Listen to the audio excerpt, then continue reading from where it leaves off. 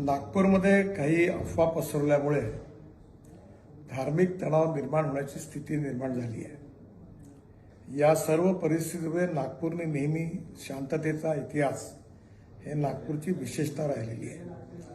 माझी सर्व बांधवांना विनंती आहे की त्यांनी कुठल्याही प्रकारच्या अफवांवर विश्वास ठेवू नये, शांतता प्रस्थापित करावी आणि कोणीही रस्त्यावर येऊ नये। सगळ्यांनी कायदा आणि व्यवस्थेला सहकार्य करावं आणि सलोख्याचं आणि सौहार्दाचं वातावरण ठेवण्याची नागपूरची जी परंपरा आहे त्या परंपरेनुरूप आपला व्यवहार करावा।